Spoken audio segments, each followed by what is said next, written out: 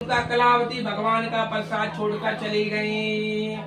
प्रसाद छोड़ने के कारण सतदेव भगवान रुष्ट हो गए, उसके पति को नाव सहित पानी में डुबो दिया। कलावती अपने पति को न देखकर रोती जमीन पे गिर पड़ी। इस तरह नौका रोता कन्या रोता देखकर साधु दुखी तो बोले, हे प्रभु, मुझसे या मेरे परिवार से कोई गलती अपराध भूल दोषे क्षमा कर दो। उनके दीन वचन सुनकर सतदेव भगवान प्रश्न हो गए। आकाशवाणी हुई, हे साधु, तेरी कन्या मेरा प्रसाद छोड़कर आई है, इसलिए इसका पति दृश्य हुआ है। आकाशवाणी सुनकर कलावती घर पहुंचकर प्रसाद ग्रहण किया, फिर अपने पति के दर्शन किए। फिर साधु ने भाई बंधुओं को बुलाकर सतदेव का विधि पूर्वक पूजन किया। उस दिन से प्रत्येक पूर्णमासी को सत्यनारायण भगवान की कथा कराने लगे। विश्वलोक के सभी श्लोकों को अंत में स्वर्ग लोक को चल दिए। बोलो सत्यनारायण भगवान की जय।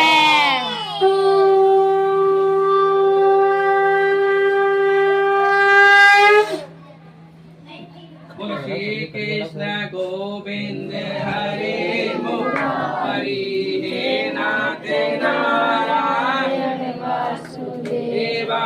श्री कृष्ण गोविंद हरे मुरारी, हे नाथ नारायण वासुदेवा, हे नाथ नारायण वासुदेवा, हे नाथ नारायण वासुदेवा।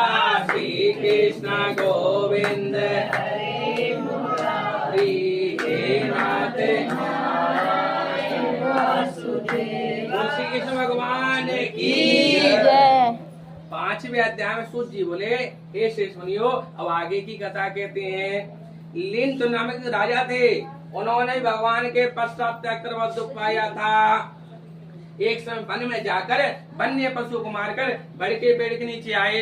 कुछ ग्वाल बाल सत्यनारायण भगवान का पूजन कर रहे थे। अभिमानी वंश के राजा वहाँ गए, नहीं नमस्कार किया।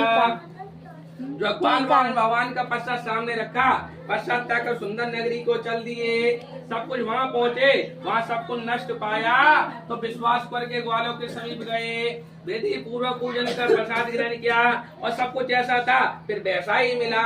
फिर काल का सुख को मन को स्वर्ग लोक को चल दिए। जो मनुष्य सत्यनारायण भगवान के पूजन को करेगा उसे धन धान्य की प्राप्ति होती है तथा सही मनोरथ पूर्ण होकर अंत में वैकुंठ धाम को जाते हैं। जिन्होंने पहले इस व्रत को किया दूसरे जन्म की कथा कहते हैं। उल्का मुख नाम के राजा दशरथ होकर वैकुंठ को प्राप्त हुए। साधु नाम के वैश्य ने मोह अपने पुत्र को